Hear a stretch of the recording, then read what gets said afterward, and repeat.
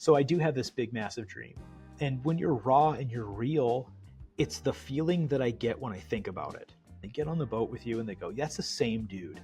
That's really the paradox of YouTube content creation, isn't it? When I get excited, I feel like everybody needs to get excited and I want to show them that I should take the leap. No, it's not the right time. And eventually it was just like, I'm like, oh, I just want to do that so bad. Let's do it.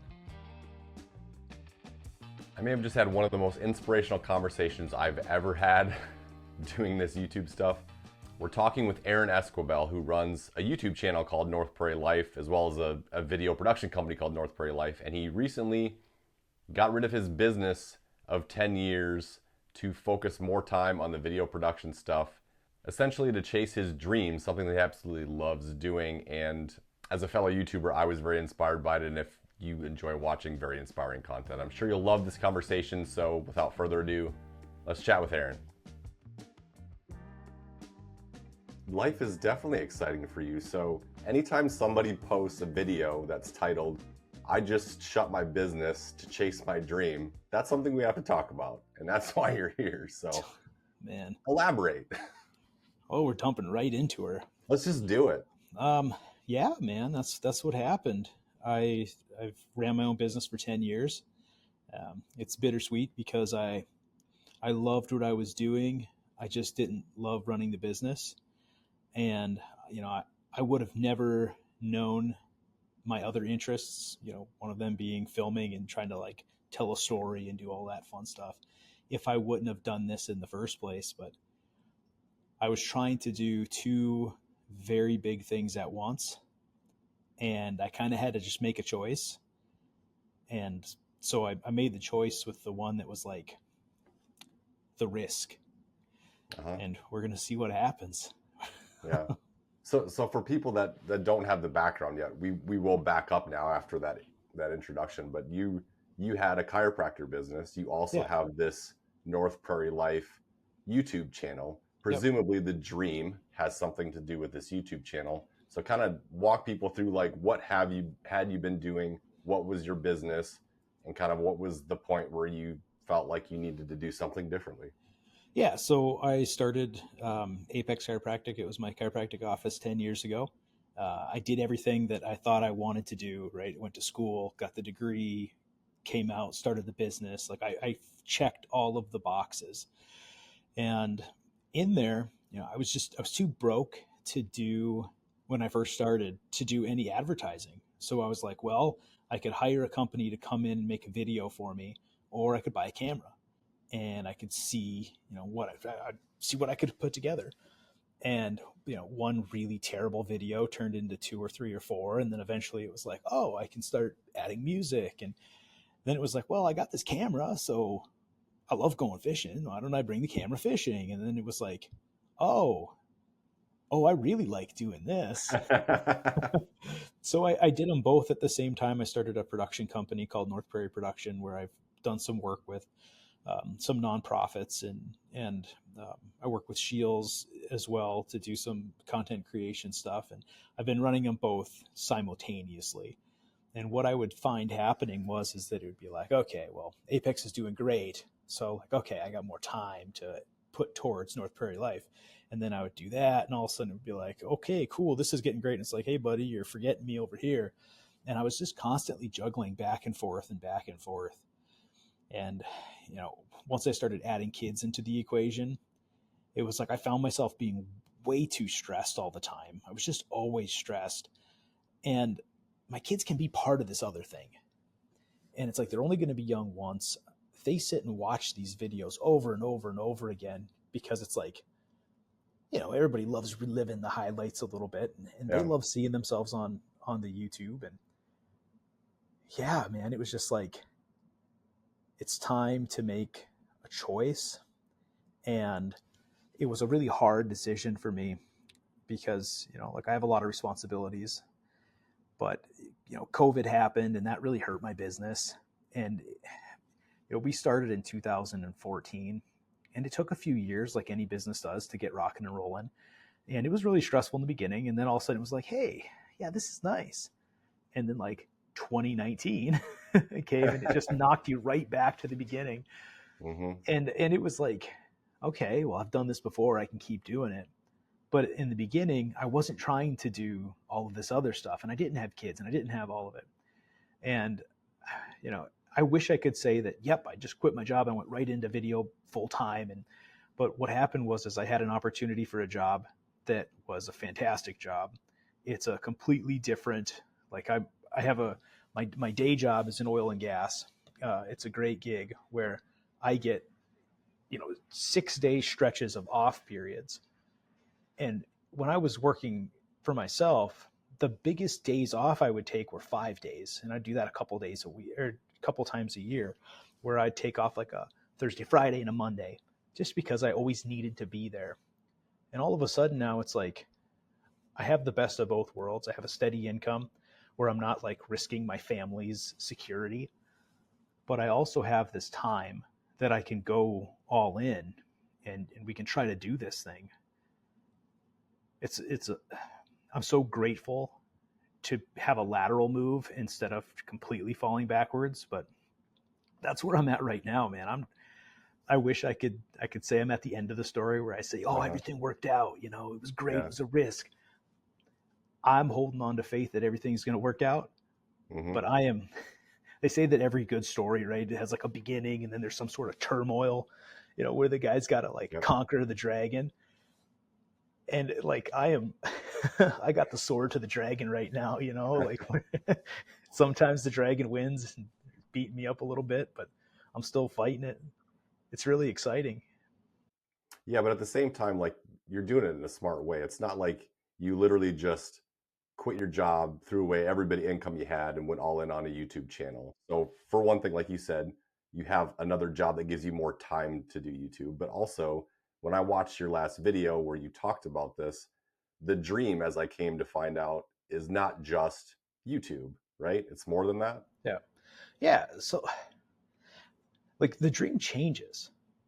I wish I could talk to 18-year-old version of me, not to try to convince me to do something differently, but to just let that guy know that like the dream is always going to change. Every time I get close to the dream, like something happens, and that's not a bad thing. It's not that I don't like the other dream. It was like new inspiration here, new inspiration here. And so like, yeah, when I first started, I wanted to be the coolest hunting and fishing guy you've ever seen, right? And that was like 2011, I think I made my first video, and it was terrible. It was so bad. But then like I started having kids, and like I mentioned before, I want them to be a part of this. And then I work with Prairie Grit, and I love that. I love it. I love telling a story, and there was one movie, I'll call it a movie film, that I watched when I was younger. I used to love to snowboard, and Red Bull came out with a snowboarding movie called The Art of Flight. And in The Art of Flight, the music and like the storytelling and everything, it made you feel something, Mm-hmm. and like you started to realize that you can control how somebody's feeling by the shots that you put in and the music that you put in. And I watched that the other day, and it reminded me why I picked up the camera. I love it. I love crafting the story, and I love like bringing people there with me, but also like being artistic. I was an athlete growing up, and like back in the 2000s, you're either like the jock or the nerd or the art kid. Same. And I'm like all of those things. Yeah. I was reading your book, and you talked about how you wanted to play guitar. I picked up guitar when I was a sophomore. I played saxophone in the band, right? Because like it's expression. And that's not something, as I got into my late high school, early college, it was football for me. That was my thing. There wasn't any expression. There was goal, there was effort, and there was success or failure. There wasn't creating anything. And now I love that part. I love it. It's so much fun. And that's the dream. Is I would love to do more work that is expressing myself and contributing in my artistic way to the world. And I want to use that in a way that continues to help Prairie Grit or other, other people doing similar things. I want them to draw inspiration from that. And I also want to create something that my kids and I can do together long after they're out of my house. Because that's something that I really find being important, is that I want to maintain that relationship with them as much as I can. And the outdoors for me and them that's our big thing. Yeah, that's one thing I love about your channel is, like you said, you can tell that you work really hard to do something creative, to do something expressive, do something that certainly has feelings for you and hopefully does for the person that's watching it as well. Those are the type of videos that I like to watch. It's great to do tutorial videos and DIY videos, and that all obviously does well for a lot of us YouTubers to sort of get us some search content and have people find our channel. But I think the thing we all really like to do is what you're talking about. But I'd like to back up a little bit again, Yeah, dude. and try to understand, or at least help the viewers understand, what is it that your channel does. You do hunting videos and fishing videos, but what is North Prairie Life all about? Oh, well, North Prairie Life in itself is just me sharing my love for the outdoors with my kids and my family and my friends. That's what we do. We shoot hunting and fishing videos. It's it's eclectic and it's all over the place. And the reason I don't think it's growing near as fast as it should is because I get on tangents that I love this right now and I love this right now. It's like, okay, so he's into pheasants now, and then like next month is like all of the ducks and deer and this. It's just us sharing our passion for living in North Dakota. I have relatives that live down south, and they used to joke and make fun of, like, do you guys got plumbing up there? And it's like, barely. No, much like a lot of young guys, I wanted to leave. I did. I wanted to go see, like, get out of here and go do things. And now that I'm getting older, I realize just how lucky we have it to have the stuff here. And so I'm just trying to share that.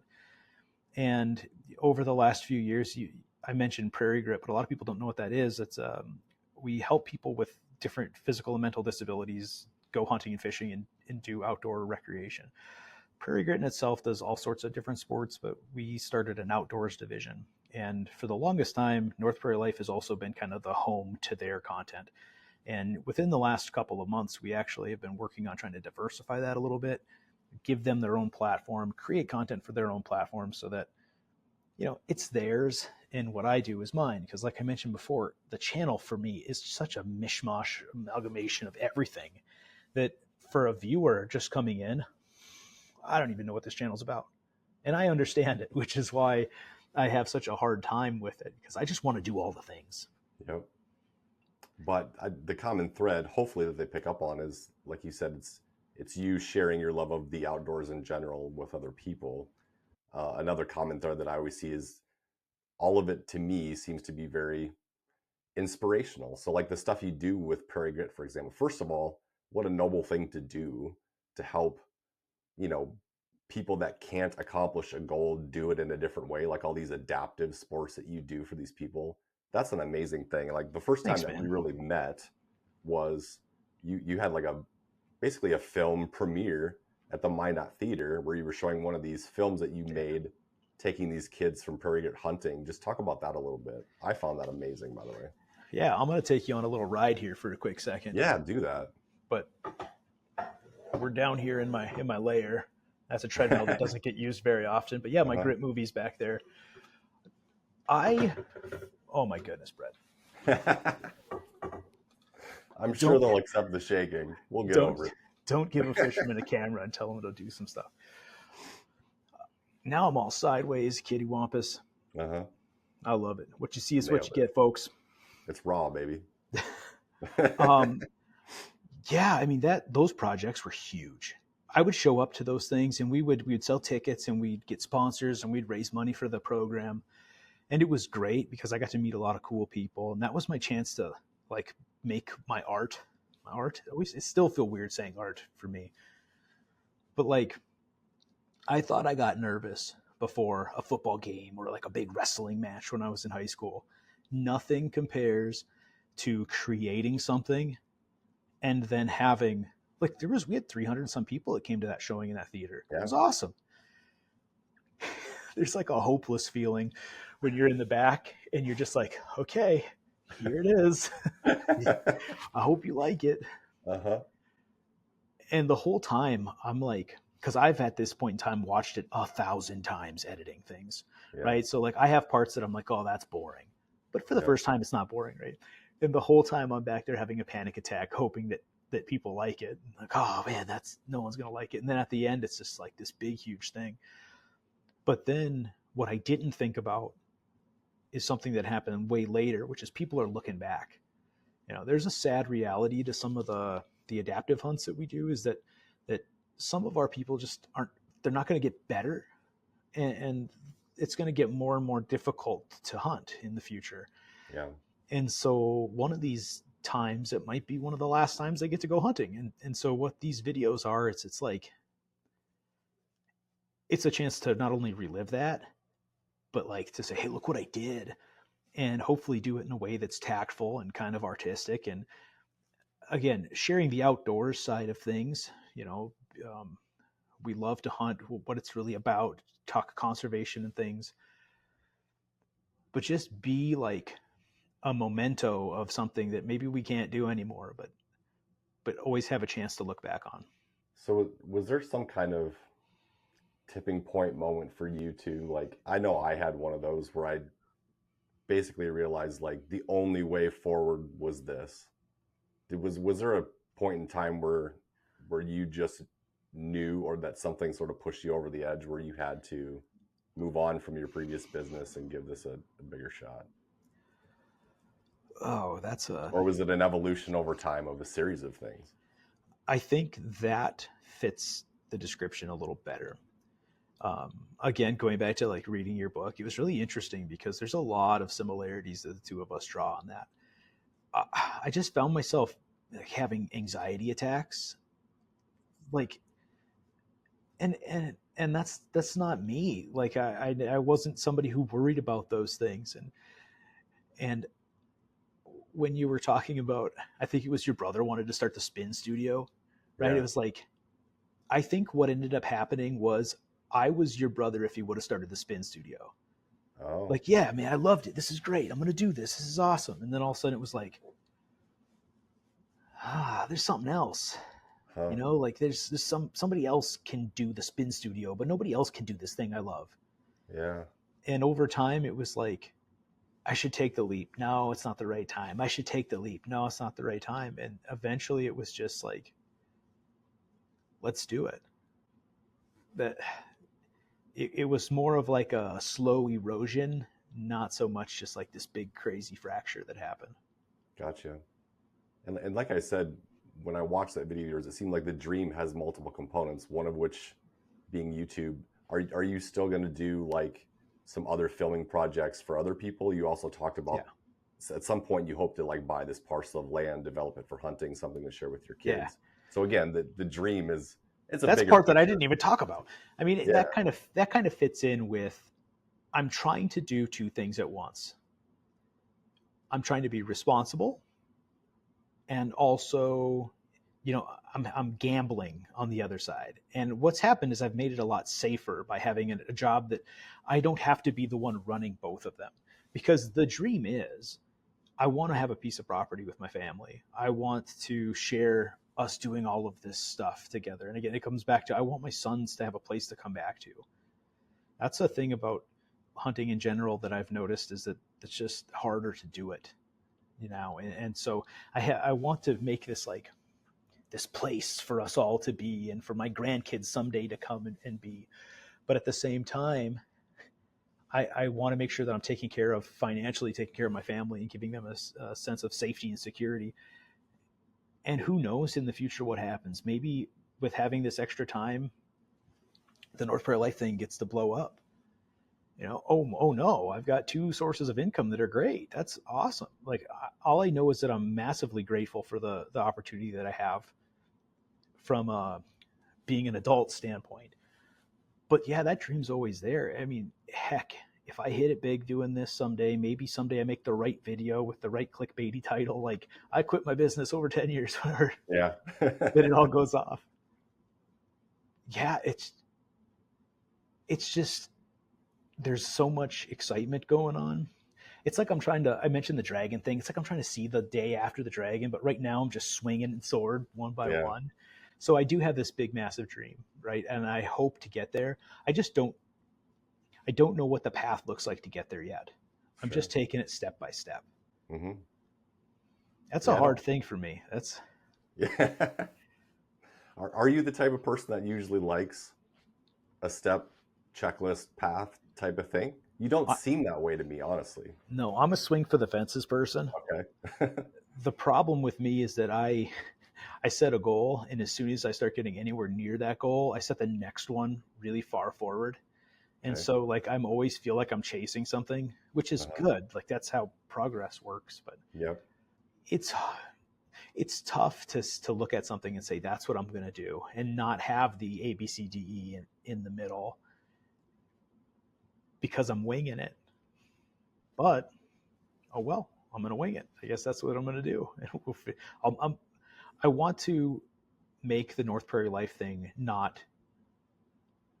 I would like to make it a source of income, but I don't want to make it a job, if that makes sense. To where I'm like, oh, I need to be creating content and I need to be doing this and it has to be like this and I need this many views. I want to feel like inspired to make something, go make something. And if it's like right now where it's negative 800 outside and it sucks to be out there and I'm just not as inspired to make content, I'm going to hang out inside with my kids. Hmm. That is not the recipe for growth and success on social media. Yeah. But, maybe right now it's just kind of my rest and regroup time. But I Hmm. do know that the overall end goal is that I'm going to give this thing one heck of a go, Hmm. once I get my feet back to where I feel confident in where I'm at right now. Because, like I said, man, I'm in it. I'm in it right now. I'm still tying up loose ends on the business, and I'm trying to get excited about what I'm going to do here. And all at the same time, I'm learning a completely new role for a different company. Yeah. When you said rest and regroup time, that resonated a bunch with me because I also didn't have like a big game plan for what I was doing. I felt like I had the passion for wanting to do this. I felt like I needed to do it. I felt like I had a certain skill set that I could find my way through it, but I didn't really have a plan. But at the same time, it was like, even if this doesn't work in 2 years, like this was something I needed to do because I just couldn't keep moving where I was moving. And then after year 2 or 3, then it started to become clear, oh, I can do this. I know I can do this. And then it was just about building it forward. And then I had more of a, you know, a set of experiences to draw from, and I had a vision of what it was going to look like in the future, especially once I started doing YouTube stuff more to kind of fill in that gap. But yeah, I mean, sometimes it's just a self-discovery process, and sometimes it also turns into the whole shebang, everything. That's the dream for me. Yeah, that's when I got to know you through social media, right? And like that's Okay. what most people. So when you catch somebody in the middle of the story and you don't know anything in the beginning, like I just assumed that you were a fishing guide somewhere else and you decided you wanted to come be a fishing guide here. And which there's nothing Interesting. wrong with that, like Interesting. I remember I remember when in your book again, and we keep coming back to that. You talk about a certain post getting made on Facebook, I think it was. I remember that. I Yeah. remember watching it and just going, "What in the world is happening?" you know, like, dude, I would like to think if you asked, if you polled 20 people, like, what do you think about Aaron? They would have nice things to say because I try to just be a good dude and do good things and just I push forward and try to provide a life for me and my family. But there's always somebody that's got something to say. Yeah. Yeah, and I'm reading about that was like, oh man, yeah, at that time, I was taking a back seat to this, just watching this thing happen, thinking, yeah, well, some guy he must have just come in from some other place and decided this is where he's going to be, Hmm. but like nobody knows that, Yeah. and that's before we start talking smack about people, like you don't know a dang thing about those people. Hmm. Like, yeah, man, you were in the middle of it. Like you were fighting that dragon for the first time. And all Hmm. of a sudden you come in and someone's like just trashing on you, you never met before, you don't know. It's like, why, man? Like, life is hard enough for everybody. Why do you got to be like that? Yeah, I was very blindsided by that. For some reason, I had this idea that most people were like, um, going to just think it was cool that I was trying to do something I loved. But I can see now how from a third party perspective, they probably had the idea that, oh, this is somebody that's not from here, probably doesn't have enough experience with this lake. Probably the perception that I was coming to steal business or try to outcompete. I mean, the main reason I went there is because I felt like there was a lack of competition compared to some other places, and there was so much water, so many fish, and so much opportunity that I wouldn't be stepping on anybody's toes. It was the opposite for me, and I never started doing any of this to take anything from anyone else. All I wanted to do was do something I love doing and share it with anybody that wanted to share it with me. End of story. So I Well, thank you for for I, saying what you said, I guess. the rising tide raises all the ships, man. And Yeah. like I've never, even when I was in the chiropractic business, there's so many chiropractors in mine, and you could look at them all as being somebody who's a competitor, and you can Hmm. get dirty with them. You can get this and this, and it's like, why? I'm on my own path here. Like, those people have their own thing that they're doing. I don't know anything about them. Hmm. The market, if you're a good guide, people are going to come to you. That's just how it works. Hmm. That, so instead of being insecure about a new guy, just have some confidence in yourself and your own abilities, and just be like, all right, let's go. I don't know the reason that things get like that, but I know that every time I've had more people call me names because I like to make YouTube videos. Like, I'm a sellout, I'm an attention, I'm this and this and this. And it's like, first off, I'm the most socially awkward dude you'll ever meet. Like, I love the camera because I can erase things about me being super Yeah. dork, and I Yeah. can make myself seem slightly personable. Like, Yeah. I don't love attention. I just love making stuff. Like, Yep. I'll be in my garage fiddling with something, and I'm like, I should film this. Like, why? Like, why? I just love doing it. I love Uh-huh. doing it. It doesn't make any sense. It's inconvenient. Hmm. Like, if you're a fishing guide, like, it's a pain in your butt to run cameras. Yeah. But if you like making the video and you love doing it, you love doing it. Yeah. Yeah. For me, just like you, it's I have to have an expressive, artistic outlet, creative outlet of some kind. And when I started doing the fishing thing, I think I thought that was enough for me. And then I was just doing the videos to market my guide service, as I've said on this channel several times, and just realized that I loved it. And I was like, oh my gosh, this is like, I was almost there, but this was literally the missing piece. The two of Yeah. them combined is what I needed. It's just fun, It's so man. Like, fun. like you found something you love to do. You added another part that makes you like it more. Hmm. You're having a blast doing it. Cool, man. You're not hurting a single person. I hope not. Just let just live and let live for that, I guess. I sincerely appreciate you checking out the podcast. And if you had any desire to support the channel further, please go ahead and check out my Patreon at patreon.com/Bloemendaal Fishing. And if you're in the local Sakakawea area, the top 2 membership tiers also include extremely in-depth fishing reports to help get you on fish as fast as possible every time you go out. Again, patreon.com/Bloemendaal Fishing.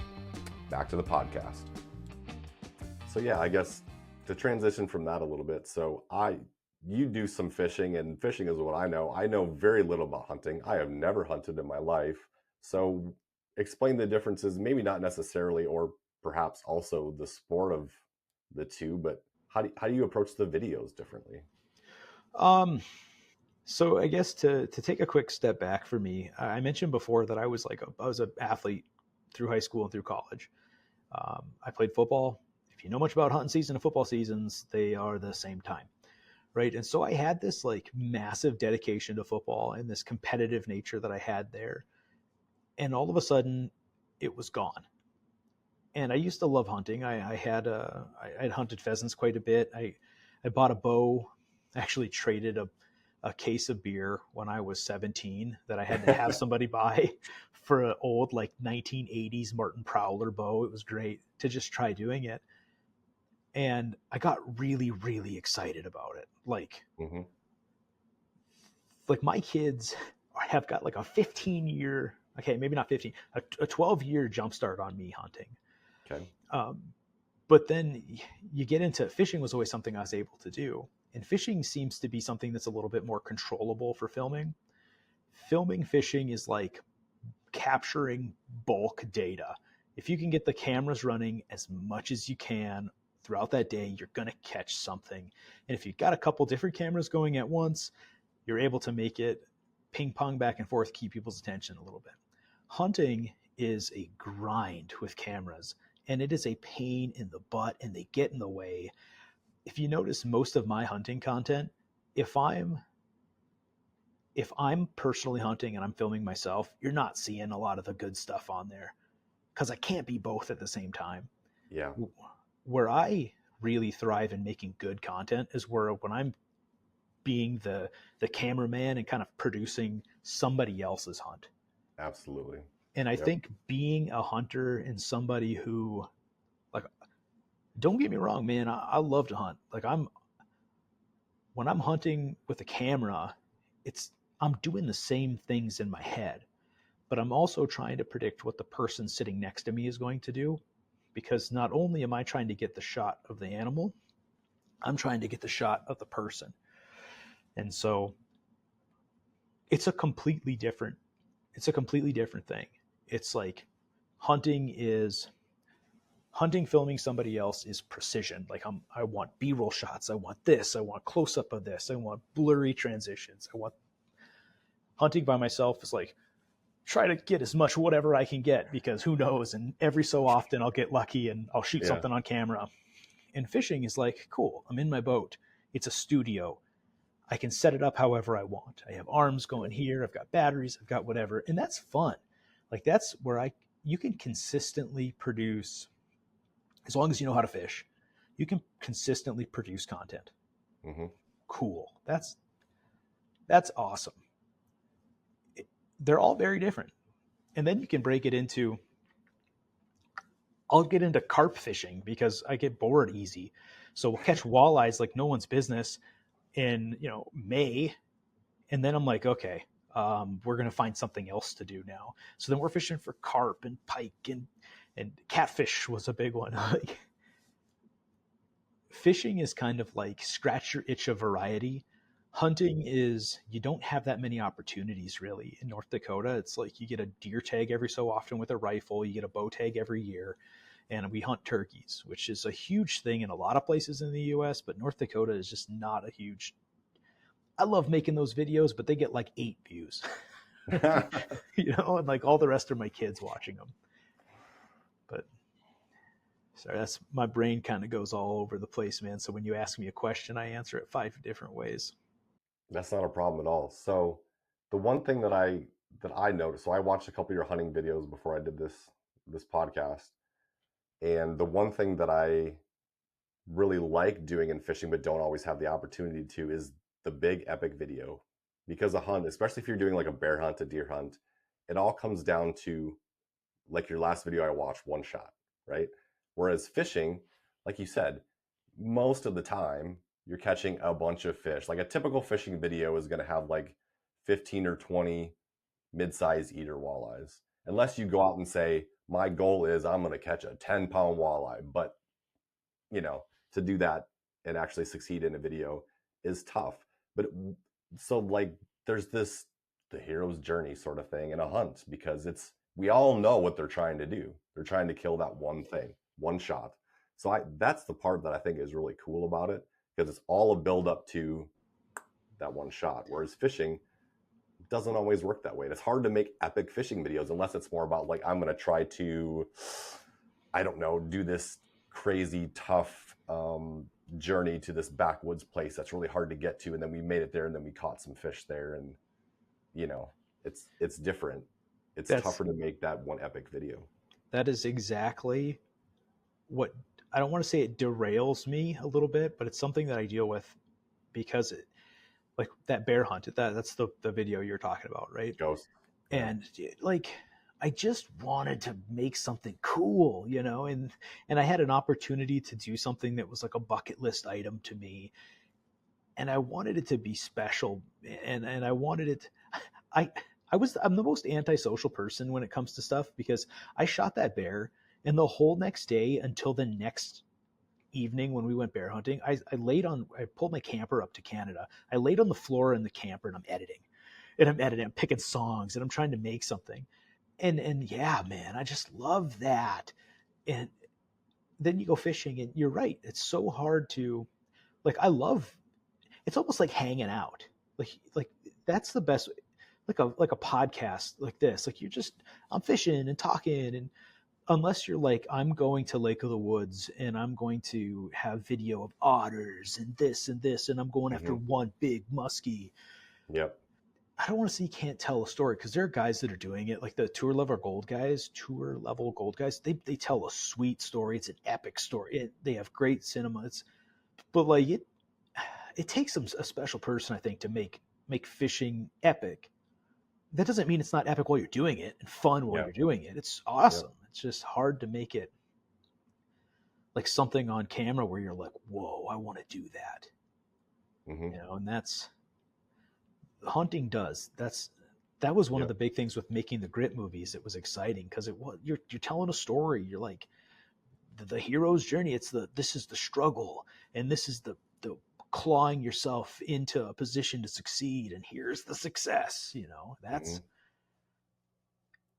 It is hard to tell that story fishing.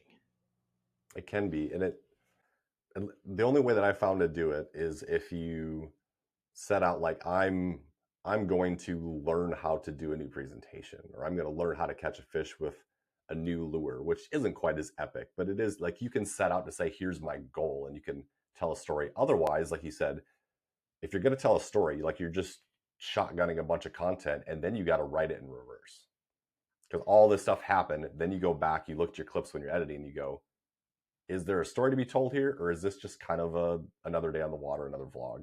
So every once in a while you get lucky and something happens and you go, oh wow, there's actually more to it than this. Sure. But it's not every time. Yeah. Whereas I think one thing, you write the story at the beginning. The ending Yeah. isn't known, but you have an idea what Yeah. the story is. Yeah. You have an idea of what you want it to be, and then it can be massively frustrating when it doesn't follow that. Sure. Yeah. And sometimes, yeah, you are doing the thing where, like that bear hunt, it happened exactly like it was supposed to. And honestly, pretty much every hunting video that I've ever tried to do, if I was better at filming and like getting into position, everything I've tried to do happened exactly the way it's supposed to. It's not because I'm great at hunting. I am just a lucky son of a gun, man, or somebody wants me to do this thing. But what you said before about having to get as much content as you can and then create and reverse the story. Yeah, yeah, that's a great way of explaining it. That's a lot of that's a lot of the vloggy style, or like the guys who do this really well, they have a plan going into things. And then there's a guy like me that's just like, I have cameras. Let's see what happens. And but yeah, I like what you said there. Like you give yourself your own challenge. It doesn't have to be a big, massive, huge, epic conquest, but it can be like, I'm super comfortable with this way. I'm going to do something uncomfortable. That's all it's got to be. Yep. Just doing something slightly different than what you've done before so that it forces you to have to actively learn it. Instead of like learning it, showing a video exactly how to do it because I know it now. I like to do videos once in a while where it's like, you're going to watch the first time I've ever done this, but then I have to pay attention to, I got to make sure the clips that I get aren't about me instructing. They're about me. Oh yeah, that was something I just figured out. I need to get that. So it's you got to rewire your brain a little bit for that kind of content because they're not seeing your final product. They're seeing the raw stuff. I Sure. mean, you're editing it, but it's like, it's the raw process. But Well, it's yeah, it's a like shift. I am nobody special by far. Right. And that's not me like trying to like demean myself by anything, but like I'm not somebody who has any foot to stand on teaching people how to be a good hunter or how to be a good fisherman. Like I just love doing those things. And if you can learn something from me being a dummy and figuring it out, like cool. I'm more, if I'm ever teaching anybody something, I'm teaching myself something and just talking out loud while I'm doing it. Because I just don't take myself that serious, but that's, yeah, man, it's hard because you're making a video, right? And you're looking at this camera up here and that's a person, like if you're in the right like place and you're trying to make a video, that's a person. You're treating Yep. it like a person. And so it's hard to not be like, all right, so this is what I'm doing. You should do it too. It's like, well, maybe not, right? But I really I listened to your podcast here with Randy, talking about the filmmaking side of it, making videos. And Randy's a great dude. And I think it's so cool getting to see this. And I'm kind of tangenting off this, but it all kind of makes sense what we're talking about. Getting to see you film for this reason and he films for this reason and I film for this reason. And in the end, we're all watching each other's stuff thinking like, oh, cool, good job. That's the community of guys making videos or gals making videos, or it doesn't just have to be the hundreds of thousands of dollars in TVs and commercial slots and this and this. Like we all just get to create cool stuff and create our art or show off for our business and try to get more, because there's nothing wrong with that either. No. Right? No, heck no. Like somebody else is making a video and why not me too? Right? And when you're raw and you're real, then somebody comes to your boat and they get on the boat with you and they go, that's the same dude that I just watched 10 hours of on this video. And they're not disappointed. They're not, they say, don't ever meet your heroes. They're not meeting you and be like, oh, this guy actually sucks. It's like, no, that's the guy. He's the same guy. Yeah, I try really hard I'm a terrible liar. So I try really hard to, if I'm going to make a video, I want it to come off the way I am. Because like you said, if they then come fish with me and go, well, that was nothing like I expected, they're not coming back. So it just seems pointless, especially if that's your goal, is to get guiding clients. But also I just think it's more relatable. It's more intriguing to watch somebody, because like I do have some videos where I feel like I'm enough of an expert, especially if I'm doing like a jigging wrap video. I feel like I put in my 10,000 hours jig wrapping and I can teach people some things. But if it's something I don't have 10,000 hours on, I'm just going to go through the process of my failures and successes, because they're both learning opportunities. So it's valuable to somebody both ways. Oh, heck yeah. Yeah, I'm not anybody special. I just get to do this a lot by choice. Right. So I probably learned something, and you might learn something too. Yeah, dude, it's awesome. It's so exciting. It might be stressful, and times might be better sometimes and worse other times, but I can't express how lucky I feel to be able to do this. Just like I might not want to teach somebody about fishing because, like I said, I'm average at best. But if you want to talk to me about cameras, like I'll nerd on cameras all day, or film, like audio engineering. Again, I think you guys were talking about before doing like J hooks in videos and adding sound effects to something like there's water running in the background, but my mics don't catch water running in the background, but it needs to be there. You have to, like, otherwise you're looking at a painting. You're not there. Yeah. And then you add a little bit of music at the right time that just hits, like the arrow's going to go and the music just boom at the same time. It's like, yes. And man, I hope you love it. And if you don't, that's too bad. I'm sad. I'm sorry for you. I had a comment on that bear video. It's like, too much music, couldn't watch. I'm like, yeah, but you could comment. Like, right. I don't make it for you. And that's a hard, if you're a content creator that's a hard thing, because you've got to make content for people, because if the views don't happen and you don't get the people interacting, you're not going to make the money. At the same time, like, I'm grateful forever for people watching and spending their time watching my stuff. But especially from now on, like, I make this stuff for me. I make it because I love it, and I'm going to try to make something that I think is cool. And if you don't like it, then I probably just didn't make it for you. You know, I hope you love it because I love it. But there's a lot of people on the earth, man. Like, That's really the paradox of YouTube content creation, isn't it? Like, you have to do something that you're into and that you love, or it's not going to be good. But if it's not something somebody wants to see, it won't get views and it doesn't keep you going. It's hard to find that Venn diagram of where those two things intersect sometimes. I don't know if you watch a lot of YouTube videos, like different kind I of. do. Have you noticed like a big uptick of, I'm shutting the channel down, I'm walking Yes. away from the channel, I just don't Yes. love it anymore? And it's like, I don't want to get there, I don't either. you know, like, and I'm not like, these people make, there has to be enormous pressure when you have 1 million subscribers or 5 million subscribers. If I get like 47 dudes that are hanging out on a Thursday that watch it, I'm like, yeah, dude, like, this is great. Yeah.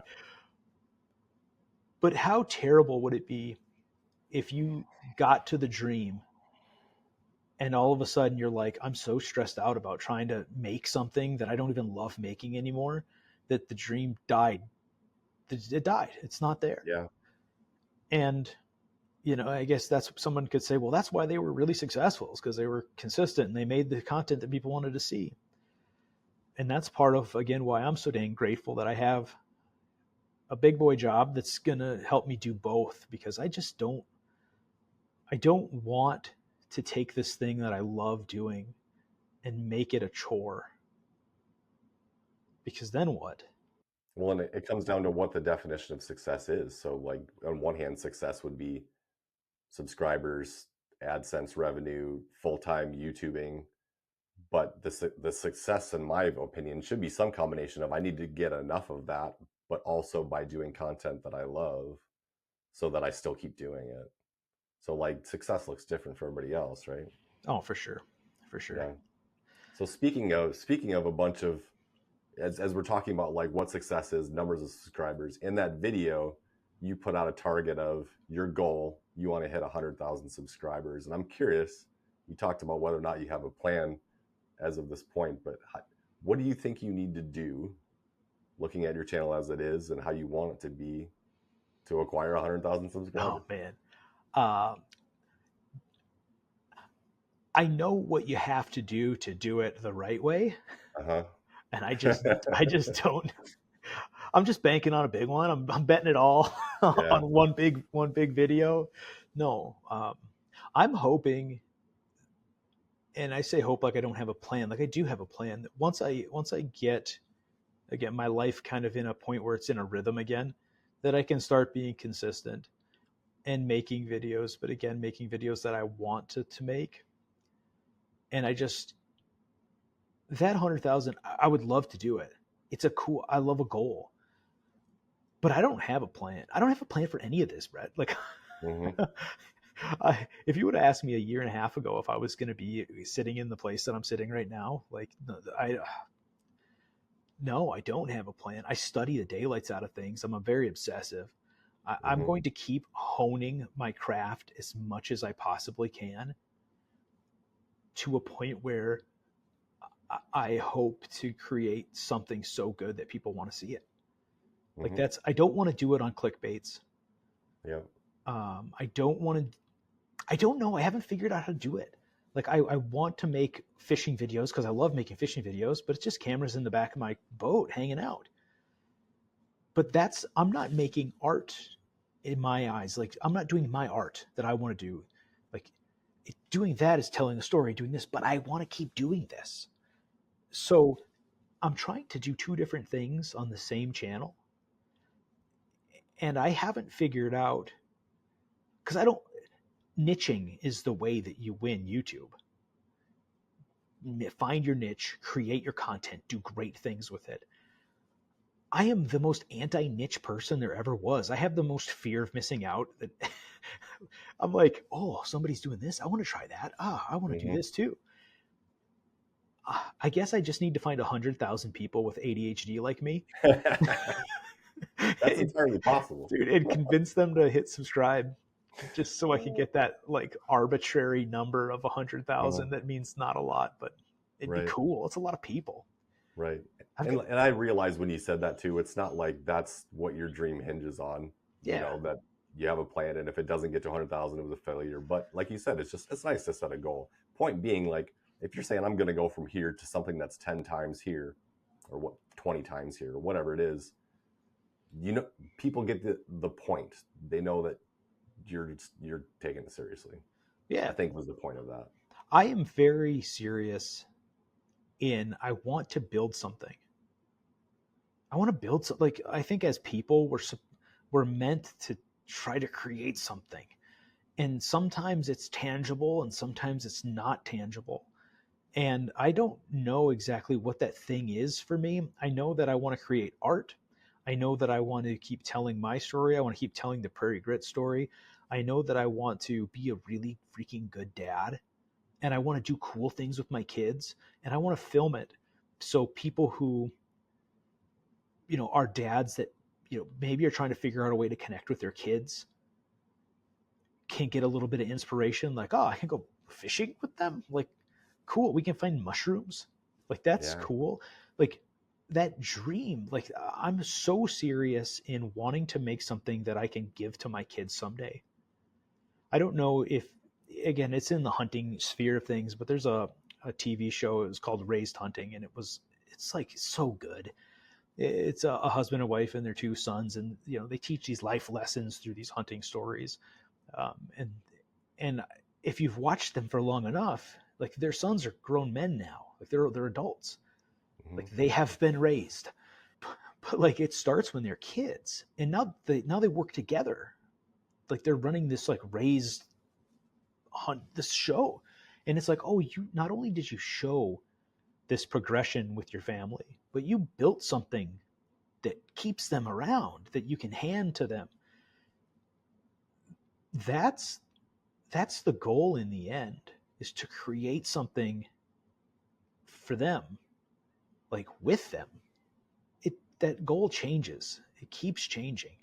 I don't think if anybody's ever said this is what I want the finality of things to be, I don't think that's real. I don't think there's such thing. It's always going to be changing. There's always going to be something different. What I'm gathering though is that there's an idea and a feeling you're trying to accomplish, and uh, I don't know, basically a vibe that you're trying to create. YouTube's going to be involved, cameras are going to be involved. You want to have some land. You're doing it with your family. Like you said, who knows what it actually looks like in 10 or 20 years? But I think you have a pretty good idea of what it's going to feel like in 10 or 20 years. And I think that's pretty important. That I haven't thought about it that way, but that's huge. That's It's the feeling that I get when I think about it. Yep. That's I said before, kind of joking, that I have this like big fear of missing out. And the biggest disappointments that I have are like when I watch something, I get this like idea of what it would feel like to do it. And then it's almost like a visceral pain of not feeling it. I'm like, oh, I just want to do that so bad. And I have this feeling, like I have this feeling that I'm going for, like this just, it might not even be real, but it Mm-hmm. drives me Mm-hmm. like grandkids going turkey hunting with grandpa because my kids freaking love me because I poured it into them. And now I get the opportunity to pour it into my grandkids. Like there's the end. If that ever comes to fruition, who knows? But like there's a million steps in between that I have no clue what it's going to be like. And I was listening to another podcast today, and they talked about how like when you're dancing, you don't pick a point on the dance floor and be like, that's where I'm going to end. Mm-hmm. The dance happens in the dance. Mm-hmm. You're going to end somewhere, Mm-hmm. but you can't overlook the dance. And that seemed a little, but I was like, yeah, man, that's exactly it. Like, yeah, I have an idea. Like, I want to square dance and I want to end up on the floor. But I spend so much time thinking about where I'm going to end that I gotta live in the dance a little bit. Yep. And I'm chasing that feeling. When I get excited, I feel like everybody needs to get excited, and I want to show them that. Yeah. And I'm just trying to figure out every day how to make that happen. Well, I can tell you it's rubbing off on me. Like what I do already makes me excited, and now after 55 minutes, I'm even more excited than I started. Um, I hope that it goes well for you. I hope that if you're going to spend more time doing this, maybe we should do a fishing video together. That sounds Yeah, like a man. great idea. And I hope other people will check out your stuff. So if they want to check your stuff out, where do they go? What are Yeah, they looking for? everything is North Prairie Life. Instagram, YouTube, Facebook. I had a TikTok, but I deleted it. Now I don't have TikTok anymore because I can't. Hey, Yeah, TikTok live community for fishing is awesome. I don't know is if it? you've ever checked it out. It's just like you can sit and live stream fishing, and it is so much fun. I will just sit Oh, some nights and just watch some dude down south fish catfish with glow rods for 5 hours while I'm doing other stuff. Super cool. I've wanted, so there's been more and more people doing like the live stuff or just the uncut 3 hours of fishing type stuff. I wondered how much like people are into that. Obviously, you're into it. Yeah, I I do did watch it. some of that stuff myself sometimes I've for a done it a little bit. couple of times. I did it when on TikTok once, and then in the background, some dude was doing one of those like parasailing things with like the little go kart with a fan, and then I got kicked off and banned for dangerous activities, literally in the background. Yeah, it sucked. But then I did it on YouTube once too, and it was so crazy. Like people just popped in and they'd talk, and they'd be like, "It's like us doing this, but I'm Yeah, fishing at the same time." It was yep, really cool. I, yeah, I don't know where you would go with that or what you would do with it, but it's pretty cool. It was pretty fun. yeah. It's like dude's like, "Oh, you got a bite." I'm like, "No, I don't." It's like, I feel like we could do this all day. I think what we need to do is do another episode of this sometime in the future so you can give us an update of how things are going that'd be great, man. and follow you along. But I appreciate your time. Thanks so much for hanging out, Aaron. Yeah, And man. Thanks for having me. absolutely. Take care, buddy.